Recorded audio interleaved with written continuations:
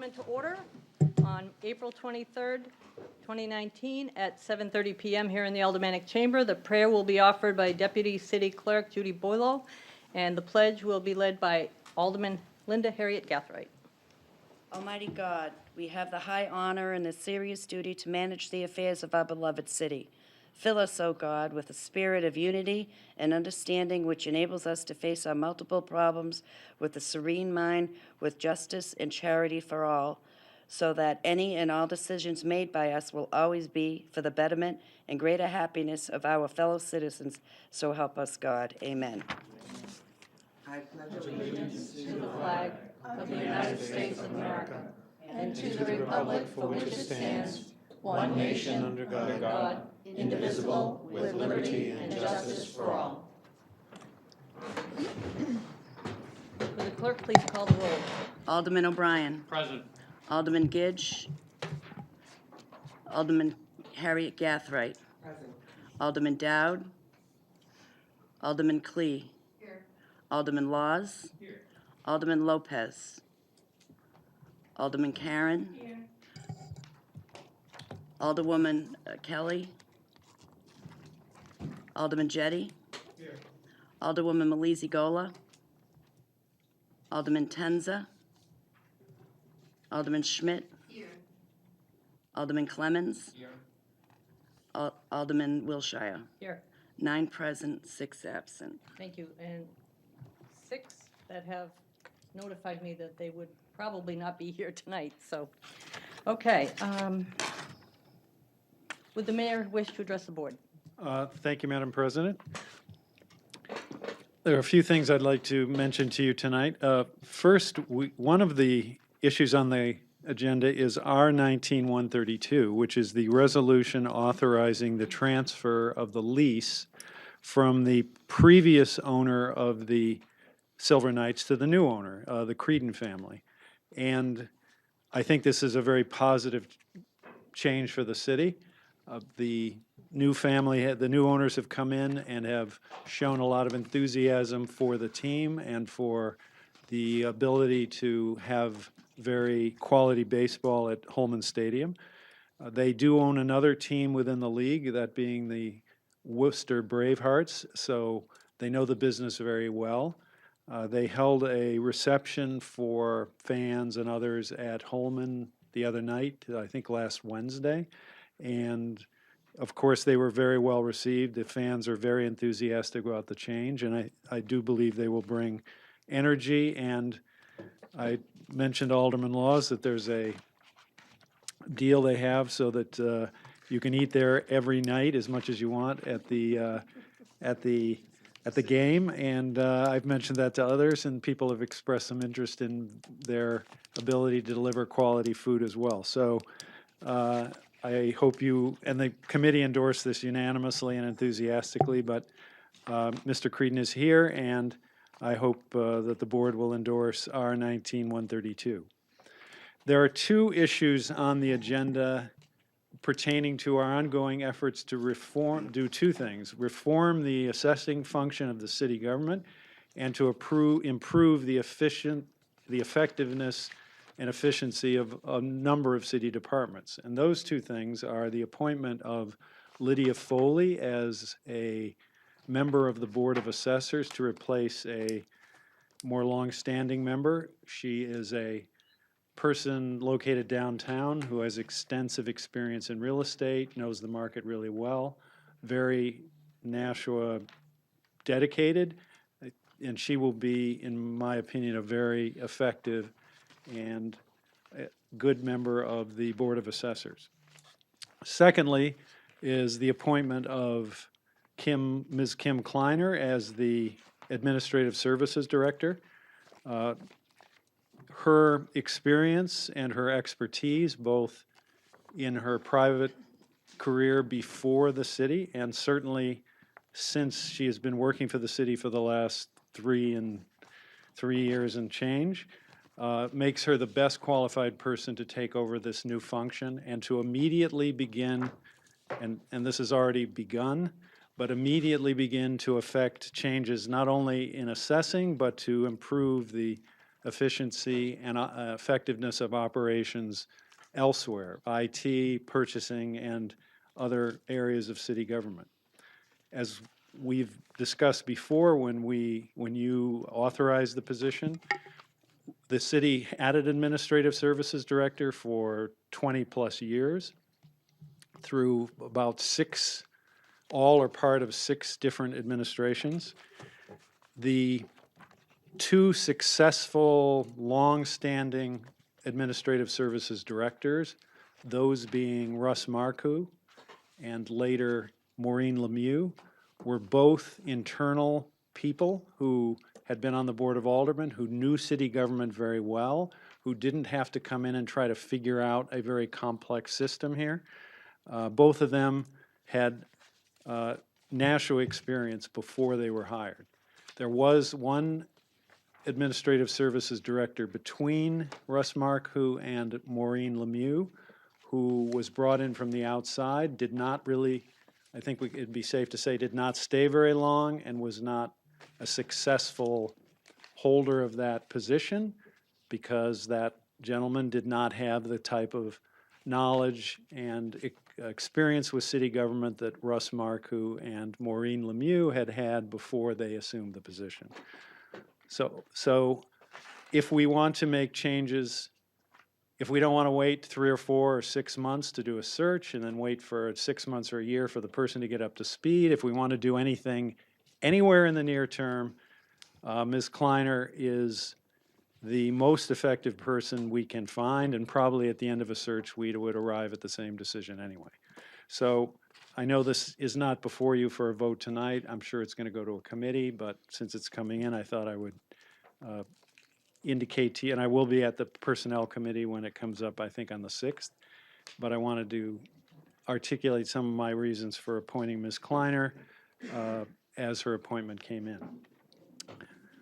Couple other things. The Board of Public Works has before them, and I'm sure they'll approve it, a contract for crack sealing.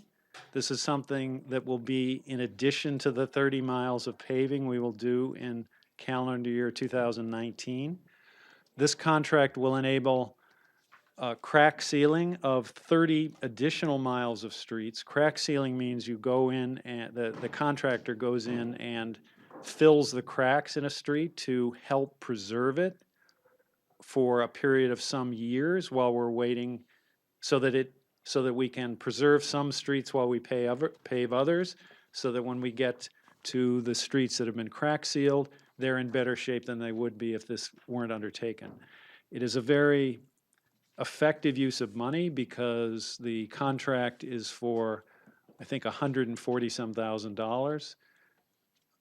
and will enable us to crack seal, we think, 30 miles of streets, 31 miles, thereby preserving, not for the same period of time as paving would, but for some several years or more, will enable us to preserve the streets while others are being paved. So I just wanted to point it out because I know you're all very interested in making sure the potholes get filled, the streets get paved, and we did 25 miles in 2018. I know because I talked to you all very frequently about this. This is another effort that will improve our response with respect to the long-standing quality problems with street quality. Finally, coming up on May 4th is the New Muse Music Festival. This is not the first year. I think it's the 3rd year we've held this festival in the spring. Hope anybody who's interested will attend. It's usually very interesting, and hopefully the weather will be good. Usually very interesting and quality music festival, which will be held in downtown. So I hope everybody can attend that on May 4th. And that's all I have, Madam President. Response to remarks of the mayor. I'll start on this side. Seeing none. Recognition period. There are none. Reading minutes of previous meetings and public hearings. There being no objection, I'll declare the minutes of the Board of Aldermen meetings of April 9th, 2019, April 15th, 2019, and the public hearings conducted by the Human Affairs Committee on April 8th, 2019, and the Planning and Economic Development Committee on April 16th, 2019, accepted, placed on file, and the reading suspended. Communications requiring only procedural actions and written reports from liaison. Communication from David Violetta, Executive Director, Nashua Children's Home, relative to clarification of Mr. T-Bone's testimony. There being no objection, I'll accept the communication and place it on file. Communication from Mayor Jim Donches relative to Administrative Services Director and Division. There being no objection, I'll accept the communication, place it on file, and refer it to the Personnel Administrative Affairs Committee. Period for public comment relative to items to be expected to be acted upon this evening. I just want to clarify that our ordinances state that we have a 15-minute public comment period, so we only have 2 people signed up for this public comment period. Mr. T-Boom?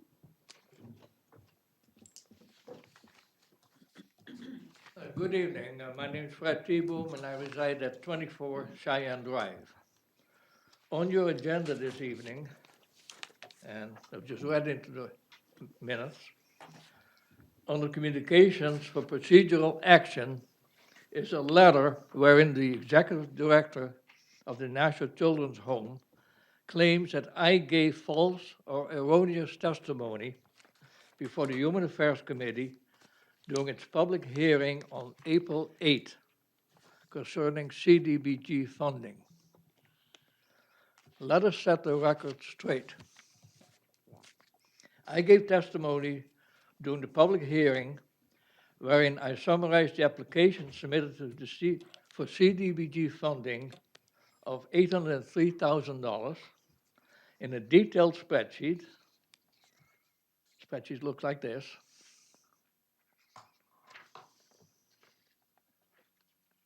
Which you'll find attached to the minutes of the 8 April public hearing.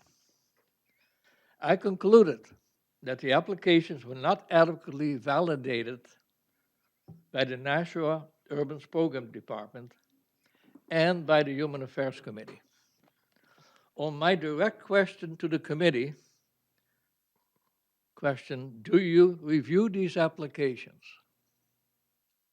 Acting Chairwoman Karen stated no. And I refer you to page 8 of the public hearing minutes. I determined that the National Urban Programs Department collects $252,000 of the $803,000 CDBG funding, representing 31% in management fees.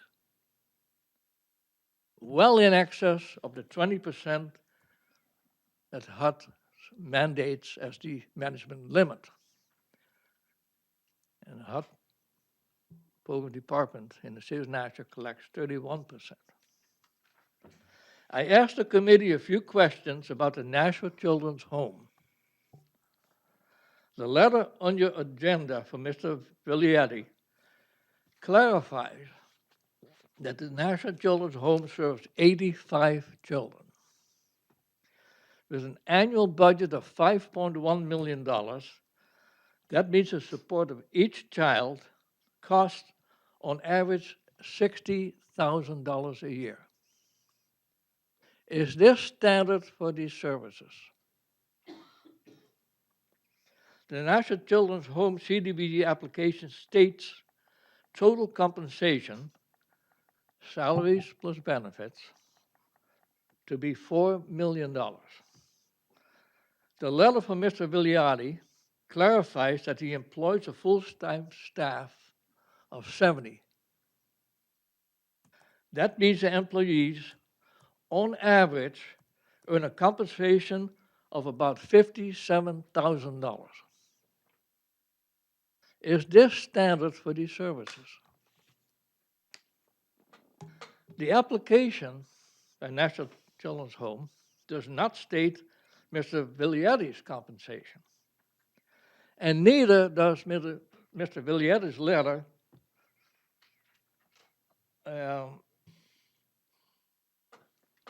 list his compensation. Now, I looked at the Form 990 nonprofit IRS filing for the National Children's Home. That's public information. And I determined that Mr. Viliardi's compensation in the year 2017, last year was filing, was, total compensation was $139,129. Let me repeat that. Mr. Viliardi's compensation was $139,129. It seems that executive directors, and there's others, there's not a stated in the spreadsheet, I'm addressing only Mr. Viliardi's letter. It seems that executive directors for nonprofit corporations are compensated a great deal of money from their charitable grants.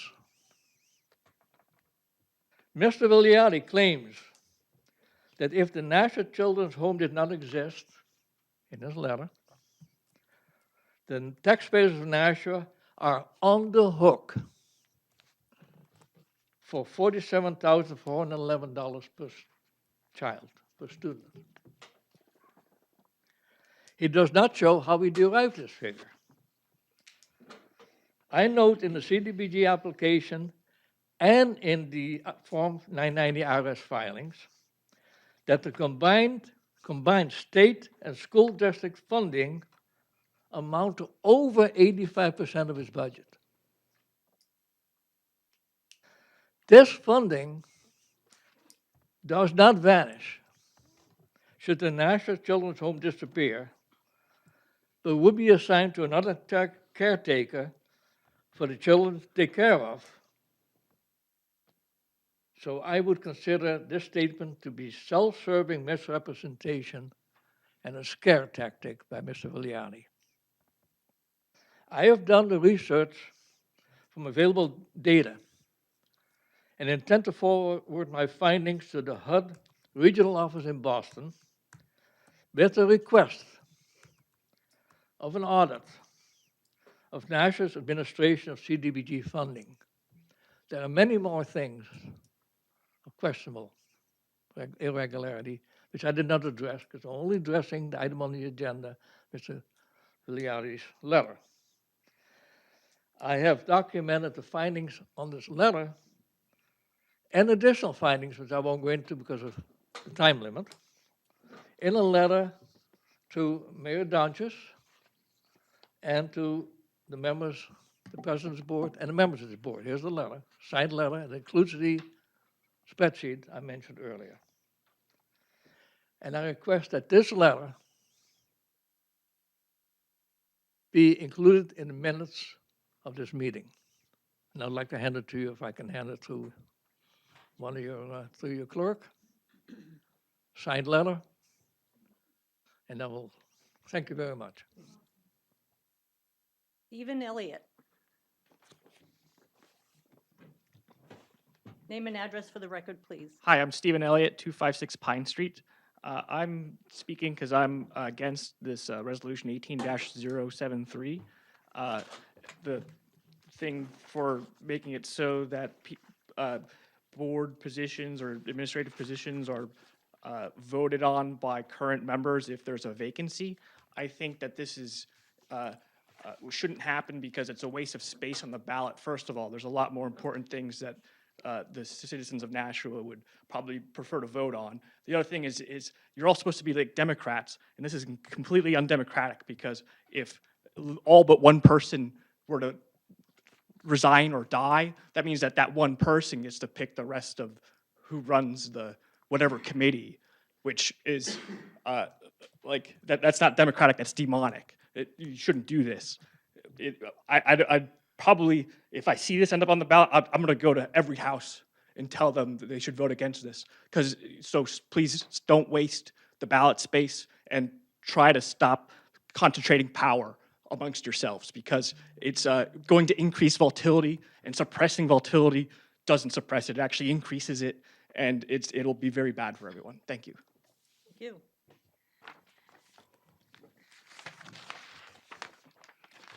Communications requiring final approval. Communication from Larry D. Goodhue, CEO, CFO, Penachuk Corporation, relative to annual meeting of shareholders. Alderman Clemmons. Thank you. I would move to elect the following individuals to the Pennachuck Corporation Board of Directors until their successors are elected and qualified. C. George Bauer, J. N. Lustig, John D. McGrath, and Preston J. Stanley Jr. for 3-year terms, and Deborah Novotny for a 1-year term, and authorize the mayor to transmit by proxy card the vote of the sole shareholder to the Board of Directors of Pennachuck Corporation. You've heard the motion. Is there discussion on that motion? Seeing none, all those in favor say aye. Aye. Opposed? That motion carries. Petitions, There are none. nominations, appointments, and elections. Administrative Services Director, Kim Kleiner, 32B Cortlandt Street, for an indefinite term at the pleasure of the mayor. Board of Assessors, Linda Foley, 2 Bruce Street, for an indefinite term at the pleasure of the mayor. Conservation Commission, Brandon Pierrette, 14 Lockmere Lane, for a term to expire December 31st, 2021. Richard Gillespie, 15 Spencer Drive, Nashua, New Hampshire, for a term to expire December 31st, 2021. Environmental and Energy Committee, Bob Hayden, 84 Dutton Road, Lindenborough, New Hampshire, term to expire January 21st, 2020. Mines Falls Park Advisory Committee, Tricia Mullen, 275 Broad Street, Nashua, New Hampshire, for a term to expire May 1st, 2022. There being no objection, I'll accept the appointments by the mayor as read and refer them to the Personnel and Administrative Affairs Committee. Reports of committees. There being no objection, I'll declare the report of the April 4th, 2019 Budget Review Committee accepted and placed on file. There being no objection, I'll declare the report of the April 10th, 2019 Budget Review Committee accepted and placed on file. There being no objection, I will declare the report of the April 15th, 2019 Budget Review Committee accepted and placed on file. There being no objection, I'll declare the report of the April 17th, 2019 Finance Committee accepted and placed on file. There being no objection, I'll declare the report of the April 8th, 2019 Human Affairs Committee accepted and placed on file. There being no objection, I will declare the report of the April 17th, 2019 Pennachuck Water Special Committee accepted and placed on file. There being no objection, I will declare the report of the April 15th, 2019 Special Personnel Administrative Affairs Committee accepted and placed on file. And there being no objection, I will declare the report of the April 16th, 2019 Planning and Economic Development Committee be accepted and placed on file.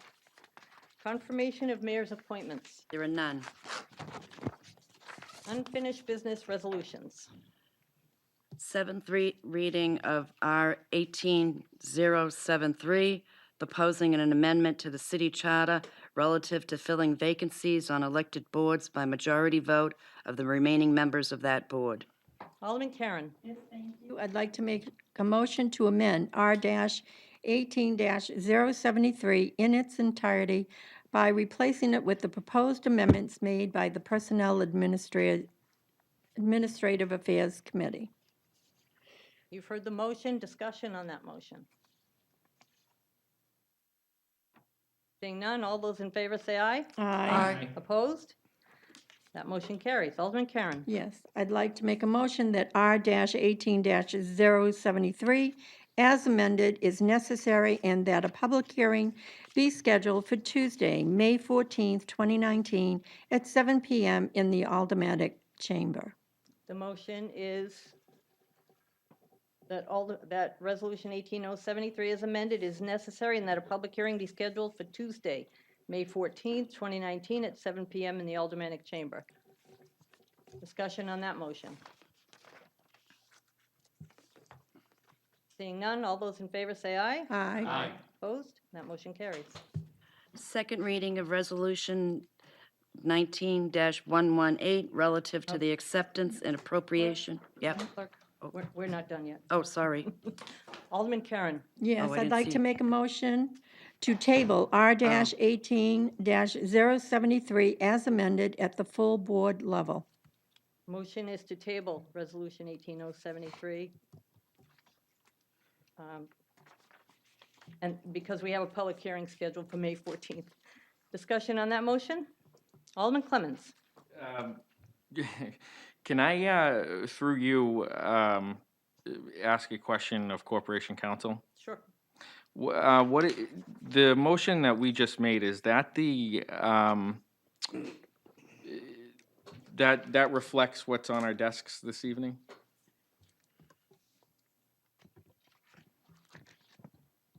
I think we would prefer if there was an explicit motion to replace with the blue copy on our desk this evening, because there was a typographical error that inserted Board of Public Works where it would have been correct to say Board of Fire Commissioners, and that's picked up in the blue copy. So if we can get a motion to amend to replace the measure with the blue copy, that would solve that problem.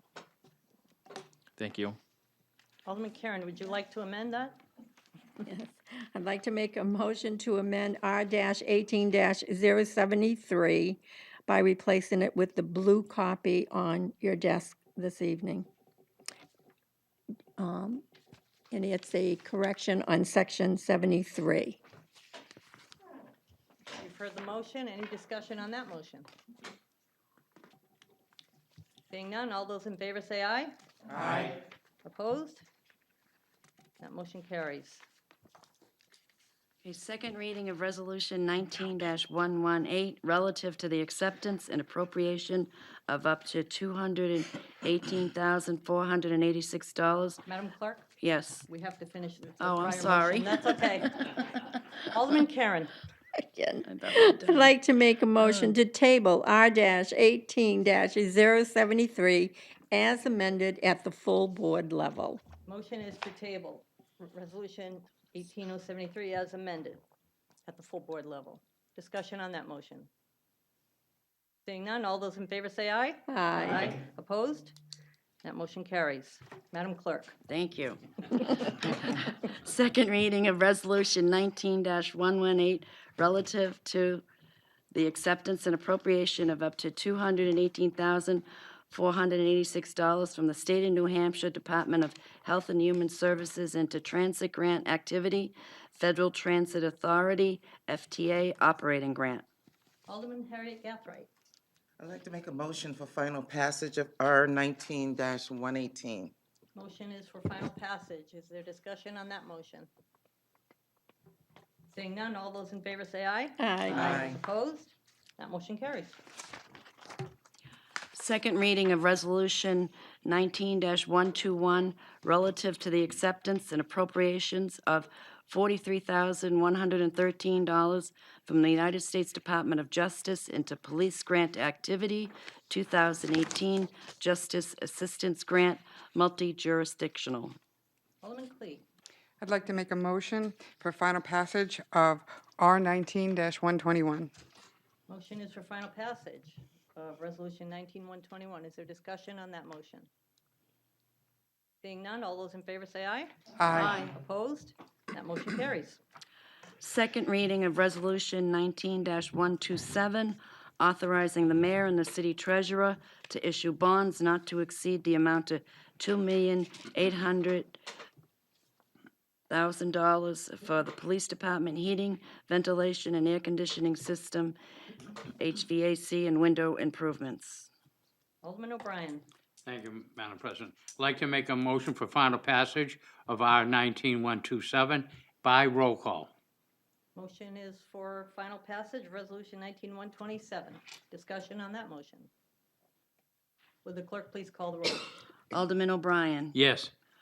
Alderman Harriet Gathright. Yes. Alderman Clee. Yes. Alderman Laws. Yes. Alderman Karen. Yes. Alderman Jettie. Yes. Alderman Schmidt. Yes. Alderman Clemmons. Yes. Alderman Wilshire. Yes. 9 yeas. That motion carries. Second reading of Resolution 19-129, authorizing the City of Nashua to enter into contracts with Nashua Community College, Riviera University, Town of Hudson, Town of Merrimack, Sauhegan Valley Transportation Collaborative, and the Plus Company for Transit Services. Alderman Clemmons. Thank you. I would move for final passage of R-19-129.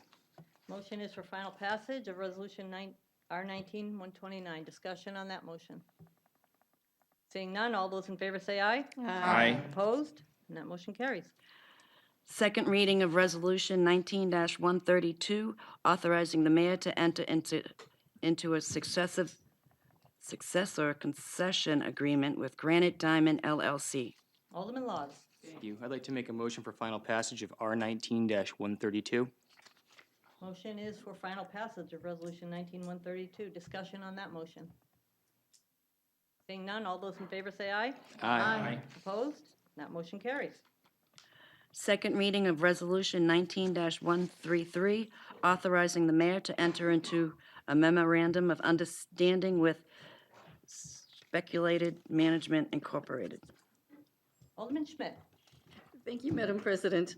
I'd like to make a motion for final passage of R 19-133. The motion is for final passage of Resolution 19-133. Discussion on that motion.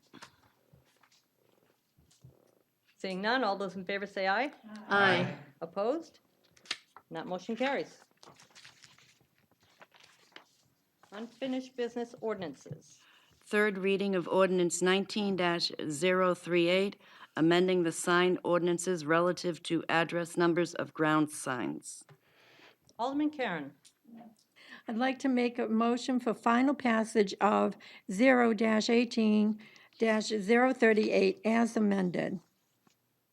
The motion is for final passage of Ordinance 1838 as amended. Discussion on that motion.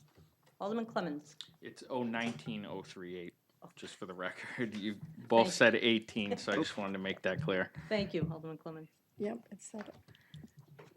Further discussion on that motion? Seeing none, all those in favor say aye. Aye. Opposed? That motion carries. New business resolutions. First reading of Resolution 19-134, adoption of strategic planning goals. Additional sponsors? Alderman O'Brien, Alderwoman Gathright, Alderwoman Clee, Alderman Laws, Alderman Karen, Alderman Schmidt, and myself. Given its first reading, I will assign that to the Strategic Planning Committee. First reading of Resolution 19-135, relative to the appropriations of $24,850 from Department Number 194, contingency, account number 70100, general contingency, into various new accounts in Department Number 106, administrative services. Additional sponsors? Alderman Gathright and myself. Given its first reading, I will assign that to the Budget Review Committee. First reading of Resolution 19-136, authorizing the formation of 2 voluntary nonprofit corporations under RSA 162-G for the Performing Arts Center. Additional sponsors, okay. Alderman O'Brien, Alderman Gathright, Alderman Clee, Alderman Laws, Alderman Schmidt. There being no objection, I'll accept the first reading of Resolution 19-136, assign it to the Finance Committee, and schedule a public hearing for Monday, May 20th, 2019 at 7 p.m. in the Aldermanic Chamber. First reading of Resolution 19-137, authorizing the sale of tax-deeded property located at 342 Main Street. Additional sponsors? Seeing none, that will be assigned to the Committee on Infrastructure. First reading of Resolution 19-138, relative to the appropriation of additional U.S. Department of Housing and Urban Development Home Investment Partnership Program funds to Neighborhood Works of Southern New Hampshire. Additional sponsors? Alderman O'Brien, Alderman Gathright, Alderman Clee, Alderman Laws, Alderman Karen, Alderman Schmidt. Given its first reading, I'll assign that to the Human Affairs Committee. New business ordinances. There are none. Period for general public comment. Again, I want to just clarify that the ordinance does say we have 15-minute comment period at the beginning and end of our meetings. So tonight, we welcome up Stephen Elliott. Could you give your name and address again for the record, please? Stephen Elliott, 256 Pine Street. I just wanted to mention to my local government that I don't know if you guys have been paying attention to current events at a federal level and a world level. Like just today, the S&P 500 had beat out, went higher than the last record close, which happened 14 plus 17 weeks ago before that 20% drop. This doesn't surprise me because all the central banks have been pumping money into the S&P 500 or the markets around the world since December 24th. And this concerns me because the number one stock on the Dow is Boeing, and Boeing today is the number one recipient of government dollars through the Export-Import Bank at the federal level, which is bipartisan. Democrats and Republicans almost vote 100% for it.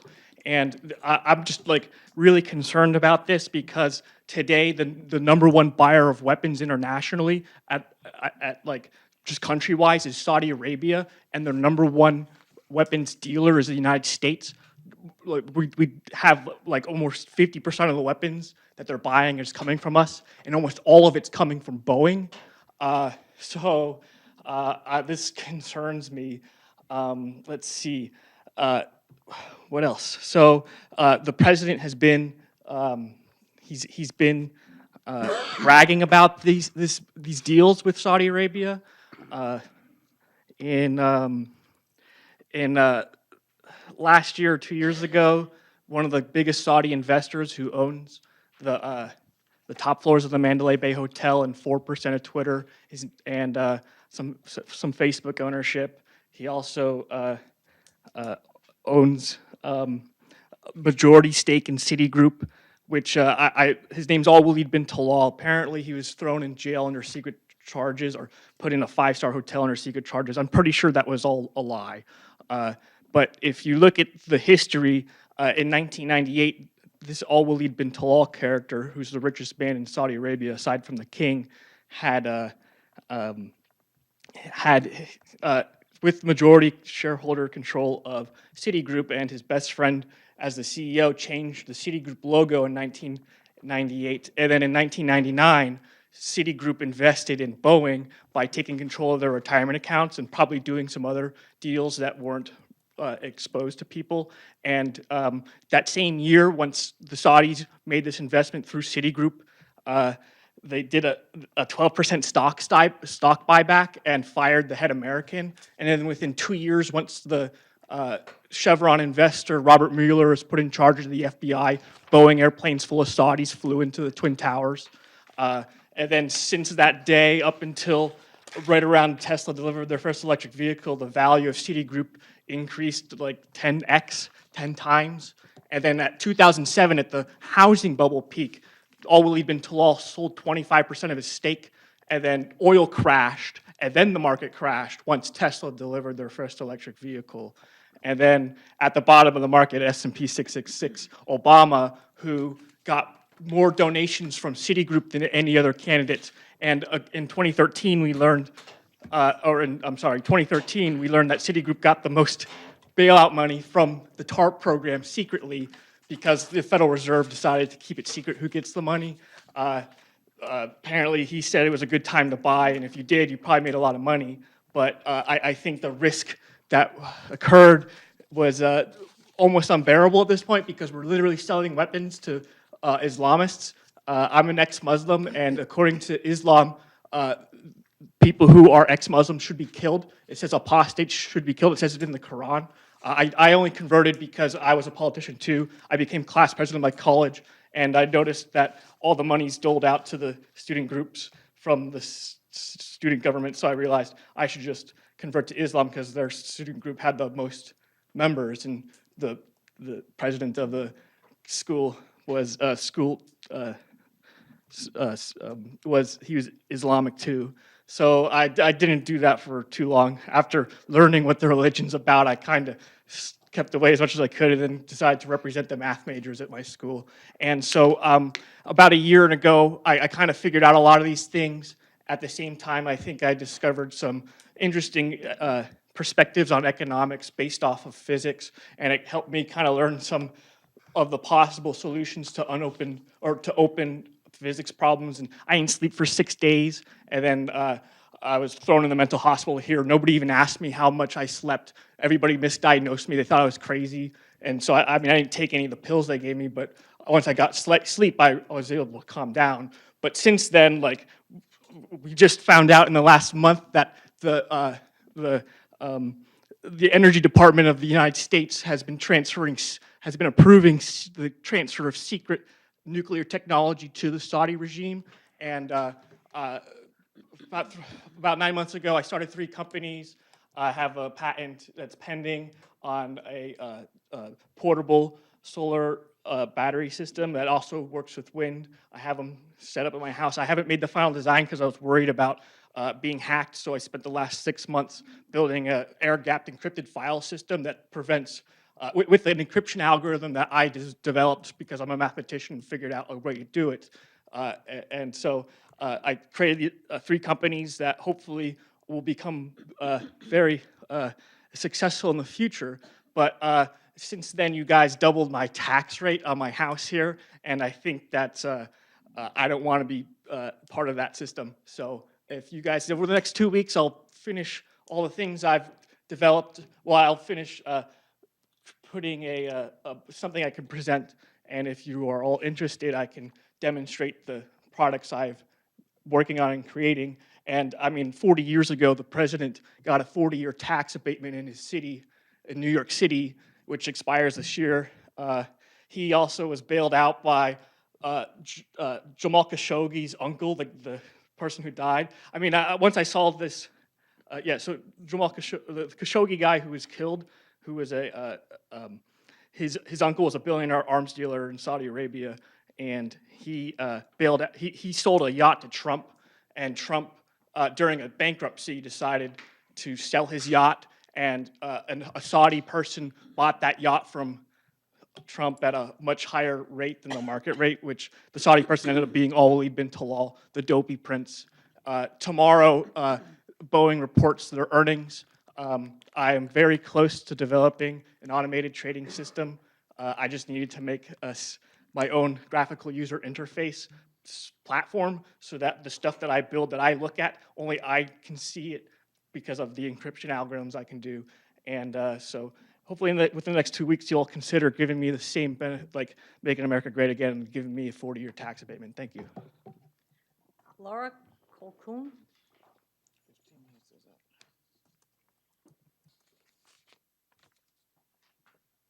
Hi, my name is Laura Cahoon. I live at 30 Greenwood Drive.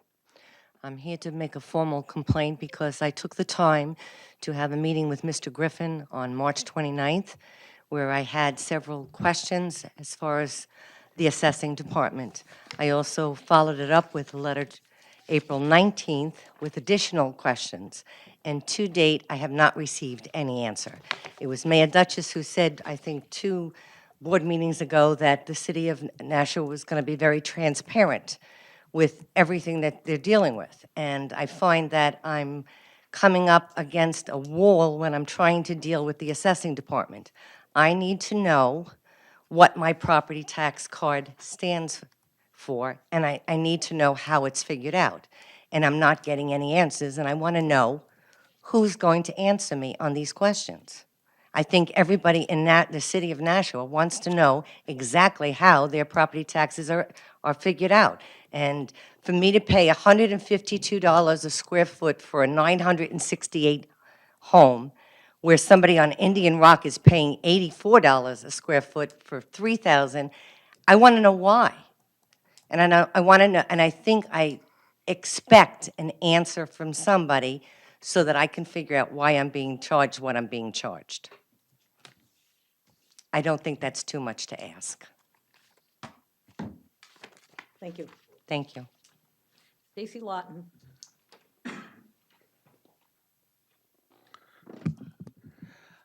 I'm Stacy Lawton, 507 Broad Street, Nashua, Ward 1. Again, as with the last meeting I attended, I had notes prepared, but given the fact that we only have 15 minutes, I'll just say a few things briefly. The city's considering raising the smoking age to age 21. There's going to be a committee meeting coming up.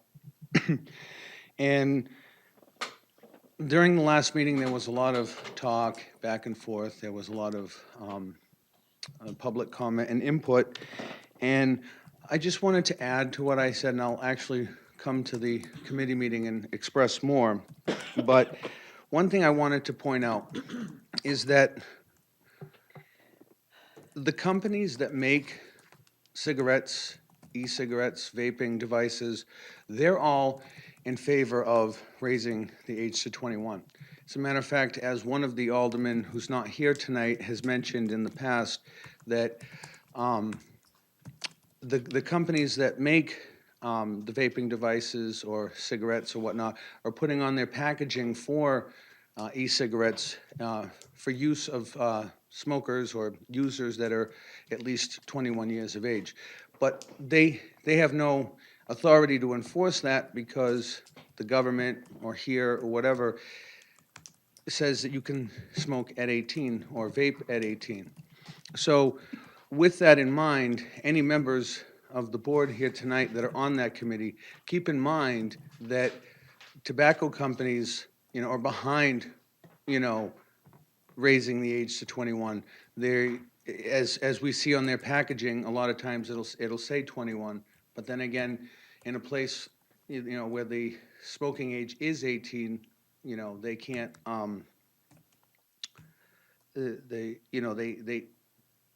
they can get away with selling it at 18 because there's no law that says they, obviously, around here, that says, well, you have to be 21 to buy.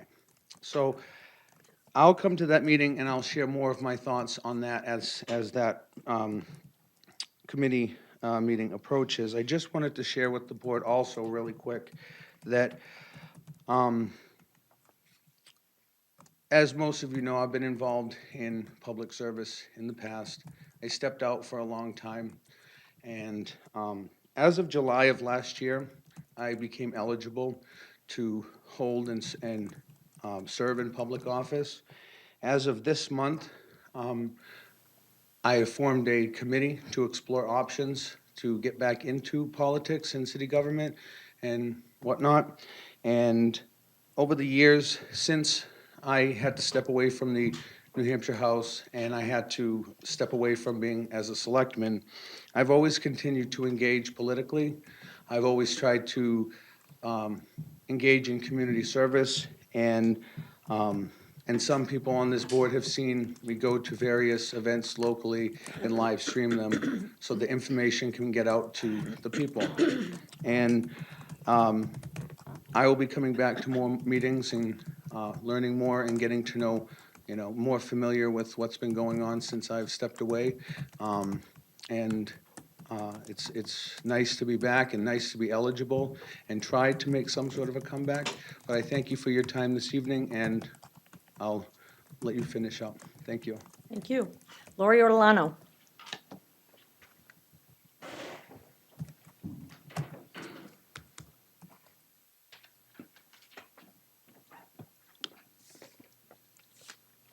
Lori Ortolano, 41 Berkeley Street. Just a couple of things. Laura spoke a little bit about the difficulty in getting answers, and at that meeting that she went to with Kim and John Griffin, I attended with her back at the end of March, and she asked a lot of good questions. There were a lot of questions I didn't know the answers to, and the administration was pretty responsive to not knowing the answers either.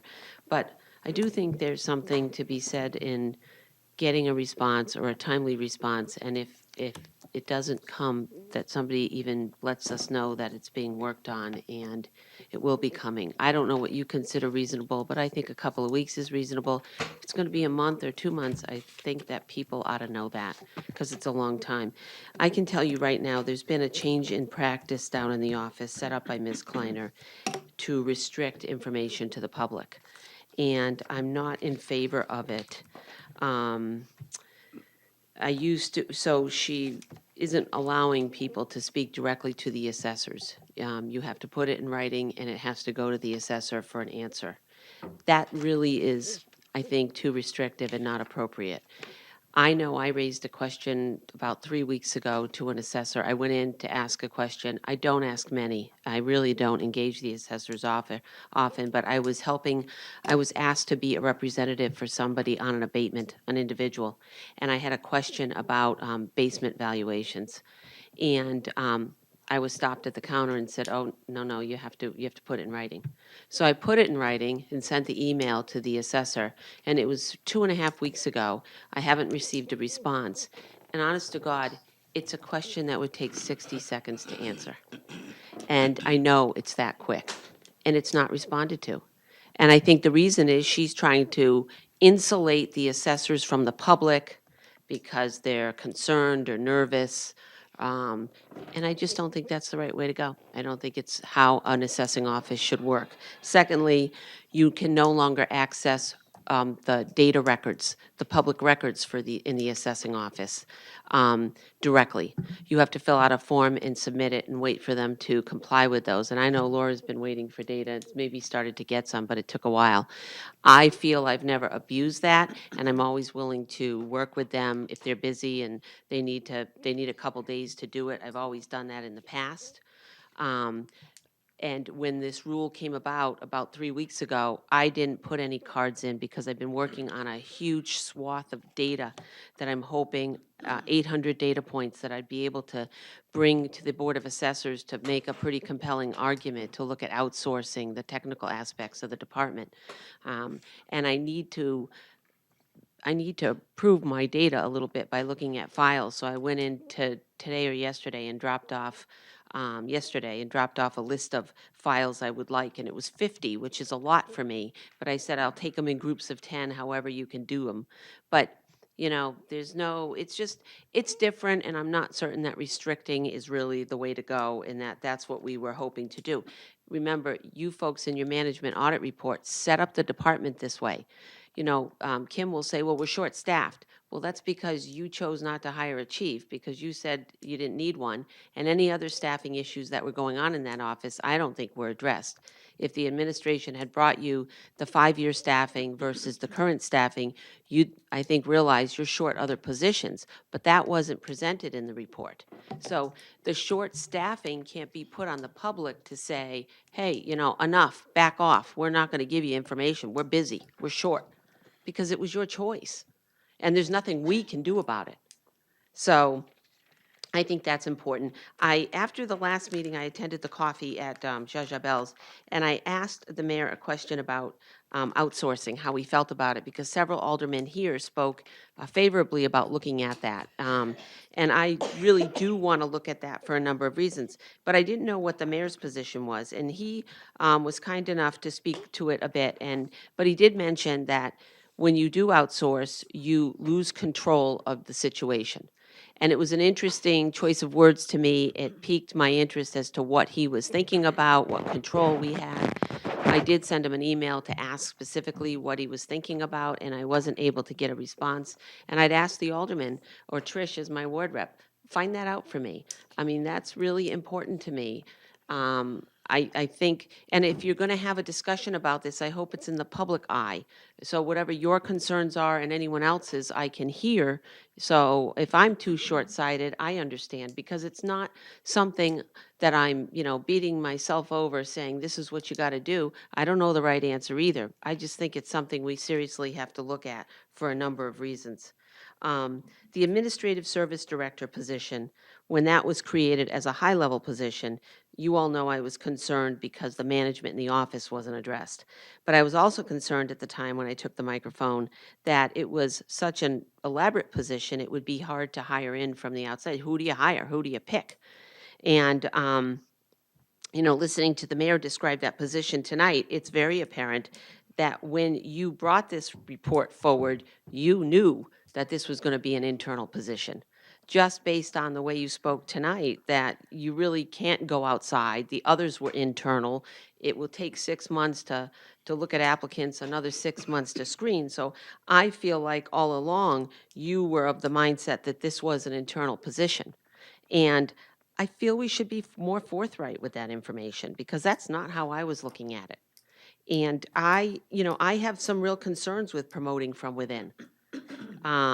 There was a dialogue on a Facebook page recently where people spoke, and one of your Alderman Jan had posted the letter that the mayor wrote, and it got a number of different responses from people expressing concerns, myself included.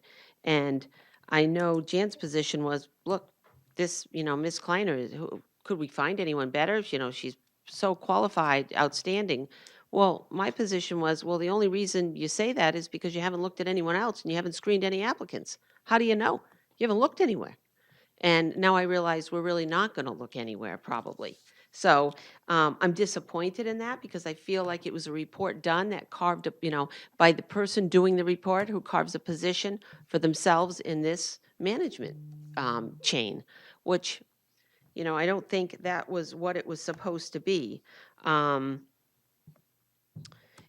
to tell you the truth, I think the Alderman Jan's position was, well, Lori, you've spoken favorably of Ms. Kleiner. I have. Just because I speak favorably and recognize that somebody works hard doesn't mean that I pick them for the management position and wear 6 hats. I've had some negative concerns too. Some I keep to myself, some I don't. But just because I didn't come to the microphone to share the negatives doesn't mean that I'm all on board with the title that you're lining up. And I get concerned when people want to put words in my mouth because I certainly think I'm a person that can put my own words out there and don't need that help.